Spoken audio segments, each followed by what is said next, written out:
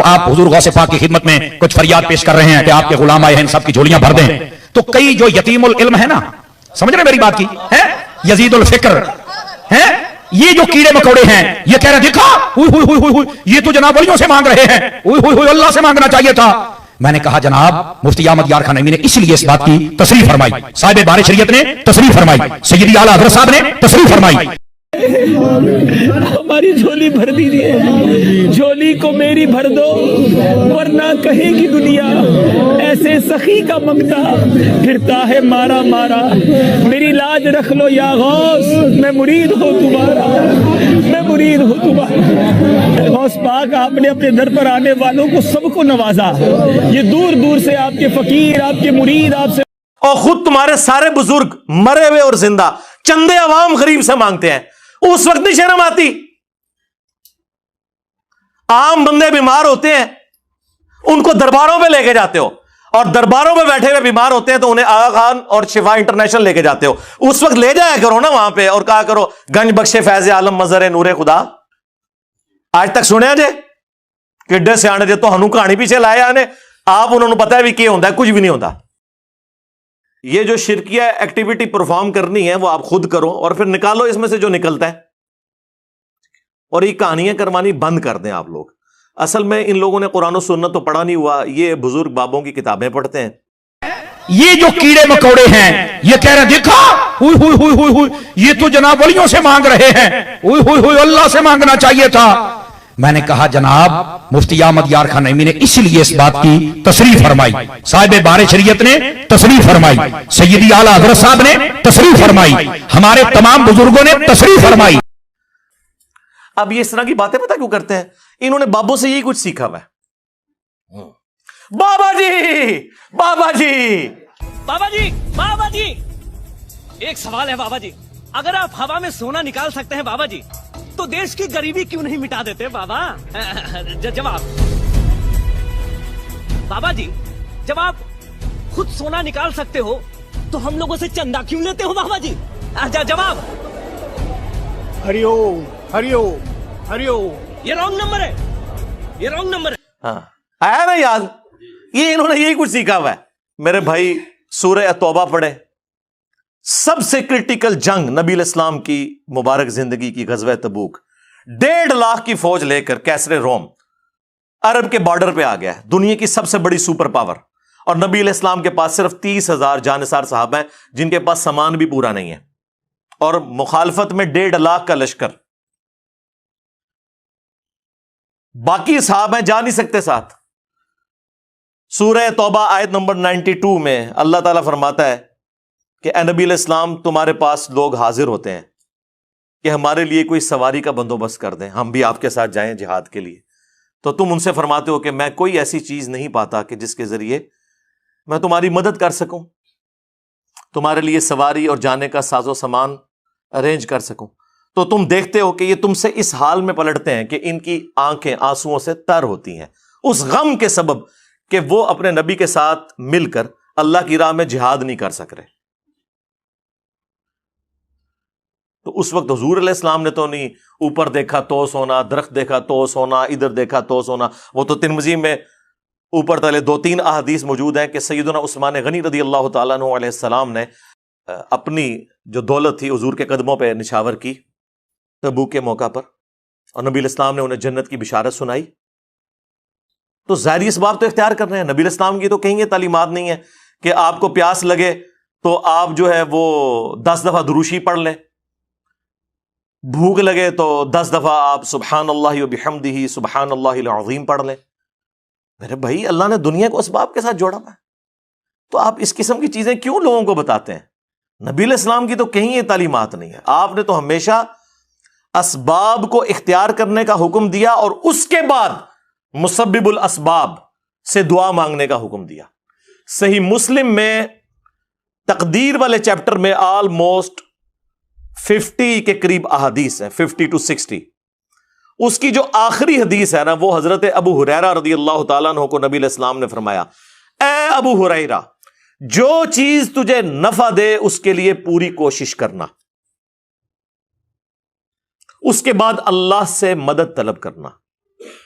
کاہلی نہ کرنا، سستی نہ کرنا، پھر بھی تیرے خلاف رزلٹ آ جائے تو پھر کہنا جو اللہ کی مرضی، اگر مگر نہ کہنا، اگر مگر شیطان کا دروازہ کھول دیتا ہے۔ لیکن یہ اینڈ پہ ہے، کوشش پوری کرنا، پھر اللہ سے مدد طلب کرنا، ہاں گنج بخش فیض عالم نہیں، اللہ سے مدد، اس کے بعد کاہلی اور سستی نہیں کرنی، کوشش بھی کرنی ہے اور کاہلی اور سستی بھی نہیں کرنی، پھر بھی رزلٹ خلاف آئے پھر کہنا جو اللہ کی مرضی، کہ ٹھیک ہے اللہ تعالیٰ کو یہ منظور نہیں تھا، اپنی ایفرٹ تو پوری پٹ کرنی ہے۔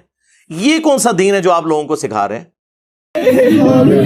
ہماری جھولی بھر دیجیے، جھولی کو میری بھر دو ورنہ کہے گی دنیا ایسے سخی کا منگتا پھرتا ہے مارا مارا، میری لاج رکھ لو یا غوث، میں مرید ہوں تمہارا، میں مرید ہوں تمہارا۔ غوث پاک آپ نے اپنے در پر آنے والوں کو سب کو نوازا، یہ دور دور سے آپ کے فقیر، آپ کے مرید آپ سے، آپ اس نبی کے ماننے والے ہو جس نبی نے آپ کو ہر نماز کی ہر رکعت میں سورۃ الفاتحہ تعلیم فرمائی ہے، اور اس میں جو آیت نمبر 4 ہے، ایاک نعبد و ایاک نستعین، اے اللہ ہم عبادت بھی صرف تیری کرتے ہیں اور مدد بھی یعنی دعا بھی صرف تجھی سے مانگتے ہیں۔ آپ یہ پیش کریں، اچھا جی آپ روٹی امی سے نہیں مانگتے، اے وچو نکلدا جے نہ دے، قرآن کا مذاق اڑاتے ہیں یہ لوگ، اور جی کوئی پانی میں ڈوب رہا ہو تو وہ پھر اللہ کو پکارے گا یا وہاں پر موجود بندوں کو پکارے گا؟ اندازہ کریں جی، وہ مسلم کی حدیث میں آ گیا نا کہ پہلے کوشش کرے گا، بندوں کو پکارے گا، اسباب اختیار کرے گا، اور پھر اللہ سے مدد بھی طلب کرے گا کہ اے اللہ یہ جو سبب میں اختیار کر رہا ہوں یہ اس قابل ہو کہ مجھے بچا لے۔ جی یہ کہاں لکھا ہے؟ جی قرآن میں لکھا ہوا ہے وَتَعَاوَنُوا عَلَى الْبِرِّ وَالتَّقْوَى وَلَا تَعَاوَنُوا عَلَى الْإِثْمِ وَالْعُدْوَانِ، نیکی اور پرہیزگاری کے کاموں میں ایک دوسرے کی مدد کرو، برائی میں ایک دوسرے سے الگ رہو۔ قرآن میں حکم ہے کہ روٹی امی سے مانگنی ہے، اور امی کو حکم ہے کہ اس نے بیٹے کو کھلانی ہے۔ پورا قرآن پڑھ کے تو دیکھو، تو ہم لوگوں کو کہانیاں کروائی ہوئی ہیں جی روٹی امی سے مانگیں گے۔ او میرے بھائی ایک سمپل سی بات ہے، آپ یہ میرے سامنے بیٹھے ہیں، میں آپ کو کہتا ہوں مجھے پانی پلا دیں، سامنے موجود ہے، آپ بغداد شریف میں وہاں بھی قبر کے اندر ہے، میں کہ مجھے پانی پلا دیں، وہی بات وہی جملہ غائب میں پکارنا ہو جائے گا، یہ شرک ہو جائے گا۔ کیا تمہاری یہی ڈیوٹی ہے کہ تم لوگوں کو شرک کے دروازے کھول کھول کے بتاتے رہو، حالانکہ شرک ہوتا نہیں ہے؟ قبر پر نہیں جانا چاہیے تھا، وہاں نہیں مانگنا چاہیے تھا ان سے، تو میں نے کہا پھر مجھے بتاؤ امام اعظم ابو حنیفہ رضی اللہ تعالیٰ عنہ آپ کی قبر انور پر حضرت امام شافعی جاتے ہیں اور فرماتے ہیں جب بھی کوئی مشکل آتی ہے میں وہاں چل کے دعا کرتا ہوں، نفل پڑھتا ہوں، اور ان کے وسیلے سے جب دعا کرتا ہوں تو اللہ تعالیٰ میری جھولی بھر دیتا ہے، میری مشکل حل فرما دیتا ہے۔ بھائی اگر ابھی بھی نہیں سمجھ آئی کہ قبروں والے کچھ نہیں دیتے وہاں کچھ نہیں کرنا چاہیے، بھائی اگر ابھی بھی نہیں سمجھ آئی کہ قبروں والے کچھ نہیں دیتے وہاں کچھ نہیں کرنا چاہیے، بھائی اگر ابھی بھی نہیں سمجھ آئی کہ قبروں والے کچھ نہیں دیتے وہاں کچھ نہیں کرنا چاہیے، کیونکہ آپ کی اور میری کوئی کمیونیکیشن ہو نہیں سکتی۔ جی اس کا ثبوت جی قرآن میں ہے، سورۃ النمل آیت نمبر 62، اَمَّن يُجِيبُ الْمُضْطَرَّ إِذَا دَعَاهُ وَيَكْشِفُ السُّوءَ وَيَجْعَلُكُمْ خُلَفَاءَ الْأَرْضِ أَإِلَٰهٌ مَّعَ اللَّهِ، بھلا بتاؤ تو کون ہے جو مصیبت اور پریشانی میں گھرے ہوئے شخص کی فریاد کو سنتا ہے اور اس سے اس کی تکلیف کو دور کر دیتا ہے اور تمہیں اگلوں کا خلیفہ کرتا ہے زمین پر۔ أَإِلَٰهٌ مَّعَ اللَّهِ، کیا اللہ کے ساتھ کوئی اور الہ بھی ہے جس کی یہ کوالٹیز ہوں؟ قَلِيلًا مَّا تَذَكَّرُونَ، بہت کم ہی تم نصیحت حاصل کرتے ہو۔ اس آیت کے اندر اللہ تعالیٰ نے کلیئر کٹ حکم فرما دیا کہ جو کوئی شخص اللہ کے سوا کسی سے دعا کرتا ہے گویا کہ اس نے اسے اپنا خدا، الہ اور معبود مان لیا ہوا ہے۔ بارش کون برساتا ہے؟ اللہ۔ ڈیوٹی کس کی ہے؟ فرشتوں کی۔ لیکن ہم فرشتوں سے بارش مانگیں گے کہ آپ کی ڈیوٹی لگی ہوئی ہے جی، کہتے ہیں بزرگوں کی ڈیوٹیاں نے، تو مشرک ہو جائیں گے۔ بھائی نبی علیہ السلام نے صلاۃ الاستسقاء، بارش کی نماز تعلیم فرمائی ہے۔ او جی جو مدد کر رہا ہے مشکل کشا تو ہے نا، تو بھائی سب سے بڑا جو مشکل کشا ہے وہ تو سورج ہے، آپ کا کوئی بابا اتنا بڑا مشکل کشا نہیں ہے۔ دنیا میں موسم سورج کی وجہ سے تبدیل ہوتے ہیں، دنیا میں ہوائیں سورج کی وجہ سے چلتی ہیں. دنیا میں بارشیں سورج کی وجہ سے ہوتی ہیں. سمندروں کا پانی ویپریٹ ہو کر گلیشیئرز کی فارم میں سٹور ہوتا ہے, وہاں سے پگھل کے زمین کے اوپر اور نیچے دریا چلتے ہیں, بارشیں ہوتی ہیں. آپ کی گندم, ہر طرح کی جو فصلیں ہیں سورج کی وجہ سے وہ پکتی ہیں. تو کیا ہم کہیں گے المدد یا سورج ذرا آپ بادلوں سے باہر تشریف لے آئیے کہ سردی کا موسم قریب آ رہا ہے, اور بادلوں میں چھپ جائیے کہ گرمی کا موسم قریب آ رہا ہے؟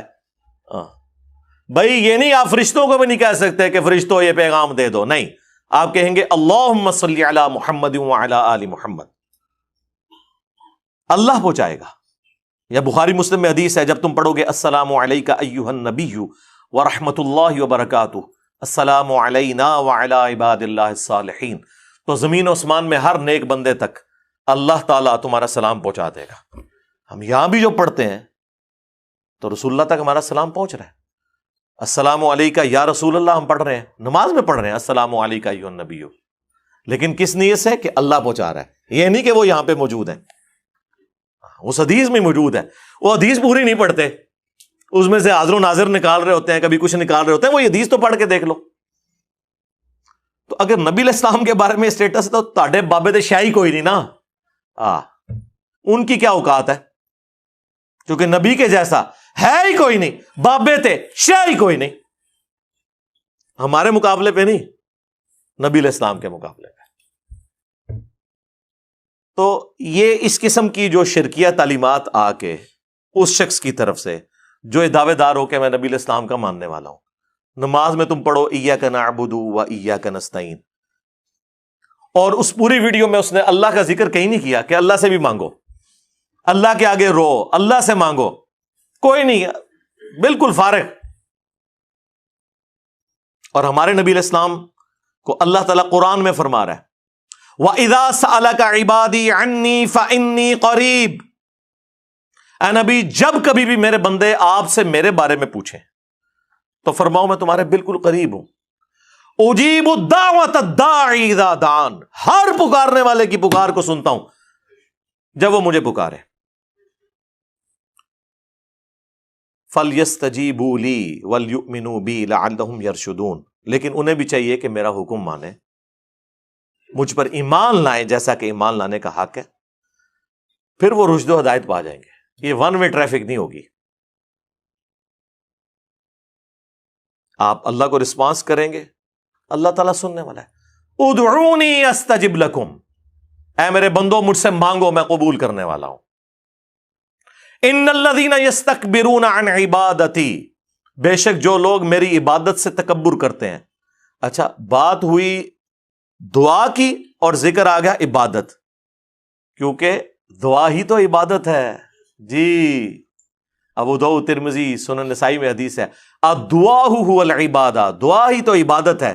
اور پھر حضور نے یہی آیت سورۃ المؤمن کی آیت نمبر 60 جسے سورہ الغافر بھی کہتے ہیں وہ تلاوت کی. ادعونی استجب لکم, اے میرے بندو مجھ سے مانگو میں تمہاری دعا قبول کروں گا. ان الذین یستکبرون عن عبادتی, بے شک جو لوگ میری عبادت سے مجھ سے مانگنے سے تکبر کرتے ہیں میں ان قریب انہیں ذلیل و خوار کر کے جہنم میں داخل کروں گا. والعیاذ باللہ تعالی. اللہم لا تجعلنا منہم, اللہم اجرنا من النار. ہمارا رب وہ ہے کہ اس سے نہ مانگا جائے تو وہ ناراض ہوتا ہے. دنیا کے بادشاہوں سے آپ مانگیں تو وہ ناراض ہوتے ہیں, اور ہمارا رب وہ ہے کہ اس سے نہ مانگا جائے تو وہ ناراض ہوتا ہے. اور یہ آپ کو بابوں کے پیچھے لگا رہے ہیں بجائے قرآن کی تعلیمات پر عمل کرنے کے. اور خود تمہارے سارے بزرگ مرے ہوئے اور زندہ چندے عوام غریب سے مانگتے ہیں, اس وقت نہیں شرم آتی؟ عام بندے بیمار ہوتے ہیں ان کو درباروں پہ لے کے جاتے ہو, اور درباروں میں بیٹھے ہوئے بیمار ہوتے ہیں تو انہیں آغا خان اور شفا انٹرنیشنل لے کے جاتے ہو. اس وقت لے جایا کرو نا وہاں پہ اور کہا کرو گنج بخش فیض عالم مظہر نور خدا. آج تک سنیا جے کڈے سیانے جے تو ہنو کہانی پیچھے لایا نے, آپ انہوں نے پتا ہے بھی کیا ہوتا ہے, کچھ بھی نہیں ہوتا, کہانیاں سنیں ان کی. تو انشاءاللہ تعالی اللہ کے فضل سے اس پلیٹ فارم سے یہ سچائی کی آواز بلند ہوگی.